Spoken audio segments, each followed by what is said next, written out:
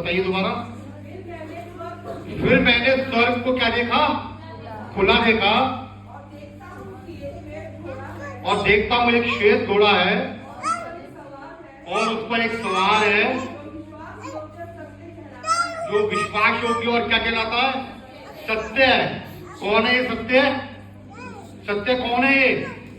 यीशु मसीह ने क्या कहा? मार्ग, जीवन और मैं ही हूं। इंडिकेशन देखिए कहां जा रहा जी। आगे, न्याय और युद्ध धर्म के साथ करता है जी। आगे, उसकी आंखें आग की ज्वाला है, राज मुकुट है सर पर, उस पे एक नाम लिखा हुआ है जी। लहू छिड़का हुआ वस्त्र पहने हैं। सारे इंडिकेशन यीशु मसीह की हो रहे हैं। और उसका नाम क्या है? परमेश्वर का। यानी क्या? यीशु मसीह। मेरी पूरी कलीसिया इसको पूछेंगे ना आप, वो यीशु मसीह बोलते हैं। ये बहुत बहुत पवित्र चीज है। ये यीशु मसीह है। इसका एक नाम हम बचपन से सुनते आए हैं, आसमानी किताब। सुना है आपने कभी? है ना? ये कहां से उतरी है? आसमान से। यीशु मसीह कहां से उतरे थे? कहां से उतरे थे? यही रीजन है इसका आसमानी किताब नाम। यीशु मसीह ने सारी चीजें छोड़कर, अपने स्वर्ग को छोड़कर कहां पर उतरिया? कहां पर उतरिया? इस पृथ्वी पे उतरिया है। किसके लिए? आपके और मेरे पापों के छुटकारे के लिए, आपकी और मेरी चंगाइयों के लिए यीशु मसीह ने उस स्वर्ग को छोड़ दिया और उस स्वर्ग को छोड़कर वो इस पृथ्वी के ऊपर उतरिया है। आपको पता है, अगर आदम और हव्वा अपने कर्तव्य को निभाते, आदम और हव्वा अगर अपने कर्तव्य को निभाते, तो क्या यीशु मसीह को इस पृथ्वी पर आना पड़ता? नहीं आना पड़ता, नहीं आना पड़ता। आपको आज एक लंबा मैसेज दूंगा मैं, जिसमें बहुत सारी चीजें बताऊंगा, क्योंकि उसके बाद पता नहीं पास्टर साहब मुझे कब बुलाए ना बुलाए, कुछ पता नहीं, है ना? तो आप लोगों की समझ में आया ये क्या है? यीशु मसीह है। आसमानी किताब इसीलिए इसको कहा जाता है, क्योंकि ये किताब नहीं, परंतु ये स्वयं यीशु मसीह है। आपको और मेरे को इसको पढ़ना नहीं है, इसकी सुननी है। कभी भी बाइबल को साइलेंट मत पढ़िए, जोर से आवाज में पढ़िए, जो आपके कानों के अंदर सुनाई दे। इसमें लिखा है ऐसा कि इसकी सुनो।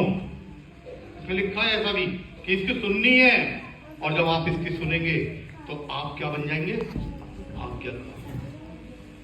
और जो आज्ञाकारी बनता है, आपको पता है वो किसको देखता है? उस यीशु मसीह को। मैंने ये सवाल छोड़ा था ना अभी कि कितने लोग यीशु मसीह को देखना चाहते हैं। आपको पता है कितने लोगों ने यीशु मसीह को देखा? इसमें ये वचन बताता है, जिस समय यीशु मसीह का तारा चमका, उस समय सबसे पहले किसको दिखाई दिया तारा?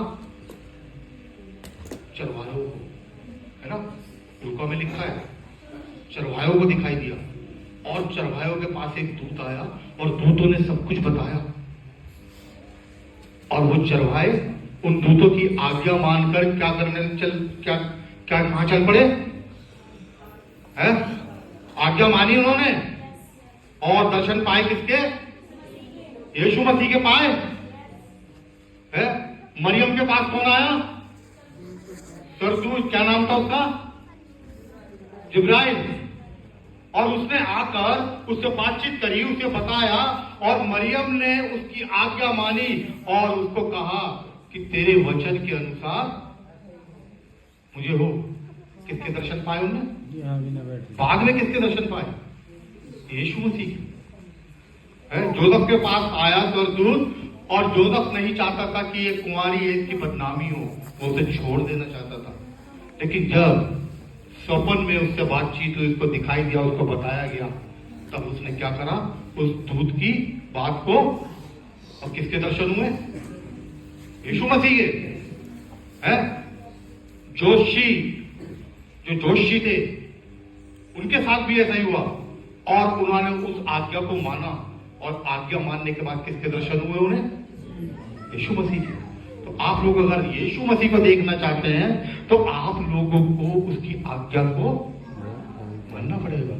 कोई मनुष्य ऐसा नहीं है संसार के अंदर या इस पृथ्वी के ऊपर कि जो यीशु मसीह को ना देखना चाहे।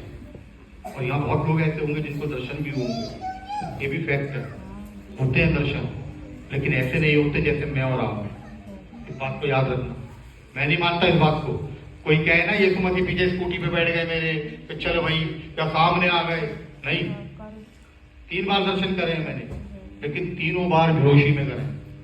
या तो मैं नींद में था, करवट ले रहा था, उस समय सेमी कॉन्शियस होता है इंसान, जब करवट लेता है ना सेमी कॉन्शियस होता है, नींद में रहता है लेकिन उसको पता रहता है मैं करवट ले रहा हूँ। 3 बार मैंने दर्शन करे हैं। एक बार पवित्र आत्मा का दर्शन हुआ तो चर्च के अंदर पुलपिट के पास हुआ, लेकिन मैंने आमने सामने ऐसे नहीं देखा, मैं झूठ नहीं बोलूंगा आपको, लेकिन जो देखा मैंने वो वास्तव में ऐसा था कि जैसा इसमें लिखा है, बिल्कुल प्रकाशित वाक्य में भी लिखा है एक में कि यीशु मसीह कैसा है ऐसे ही है। आपको मेरे को अगर दर्शन करने हैं तो आपको मेरे को उन मजूसियों के समान बनना है, आपको और मेरे को उस मरियम के समान बनना है ना। मरियम की क्या क्वालिटी थी आपको पता है? मरियम की क्या क्वालिटी थी बाइबल बताती है, इसके अंदर लिखा है कि उस परमेश्वर ने मेरी दीनता पे निगाह डाली। क्या थी वो? दीन थी। और वचन बताता है यीशु मसीह का जो स्वभाव लिखा है ना मत्ती 5 में, है ना, मत्ती 5 में पहाड़ी उपदेश पढ़े हैं आपने, वो यीशु मसीह का स्वभाव है, उसका स्वभाव नेचर है, वो उसमें सब चीजें लिखी हैं, दया करो, दीनता है, नम्रता, ये सब चीजें उसका अपना स्वभाव उसने बताया कि मेरा स्वभाव ऐसा है और तुम्हें भी ऐसा होना पड़ेगा अगर तुम्हें मेरे को पाना है ना। जक्कई काय पे चढ़ गया, क्यों चढ़ गया पेड़ पे? यीशु मसीह को उसके दर्शन काय से अलग हो गया है, भीड़ से अलग हुआ और काय पे चढ़ गया। किस लिए? कि यीशु मसीह के दर्शन आपको और मेरे को भी इस भीड़ से अलग होना है, इस समाज से अलग होना है, इस संसार से अलग होना है, तब जाकर हम यीशु मसीह के दर्शन कर पाएंगे। अगर हम इससे जुड़े रहे, अटैचमेंट में रहे, तो क्या यीशु मसीह को आप और मैं देख पाएंगे? कभी नहीं देख पाएंगे, क्योंकि हमारा ध्यान किसमें है? कितने लोग ऐसे हैं जिनको यीशु मसीह पुकार कर कुछ बोलता है, कभी बीच रात में उठता है कोई? कब उठते होंगे एक बार तो? कभी आपने नोटिस किया कि आप क्यों उठे? मैं डेली रात में एक बार उठता हूं जरूर, 100%। 2:30 बजे, 2:45 बजे, 3 बजे, 3:30 बजे, कोई फिक्स टाइम नहीं है, कभी कभी 4 बजे। और मैं उठ के अपने परमेश्वर से एक ही बात पूछता हूं कि क्यों उठा है, और वो एक आवाज देके कहता है वचन पढ़। मैं कितनी भी नींद में उठ के बैठ जाता हूं, उसने कहा वचन पढ़ तो मैं वचन पढ़ता हूं, उसने कहा प्रार्थना कर तो मैं प्रार्थना करता हूं, और अगर उसने कहा दोनों काम करने हैं तो मैं दोनों काम करता हूं, और उसके बाद मैं फिर सो जाता हूं।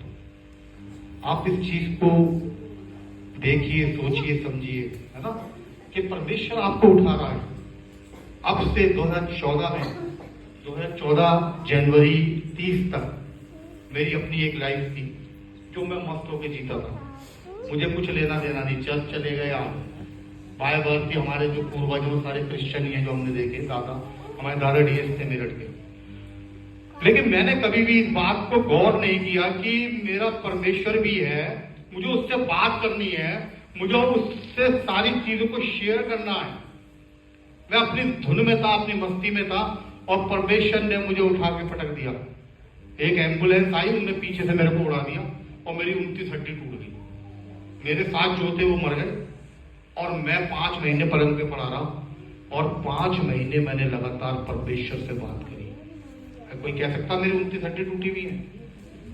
कैसे लग रहा है? ये सब लोहे लकड़ पड़े हुए, हाथ में, पैर में, ये सारी पसलियां टूटी हुई है, लेकिन कोई काम समाज का ऐसा नहीं है। 1000 किलोमीटर भी गाड़ी चला के जाता हूं मैं अपना, कोई कह नहीं सकता।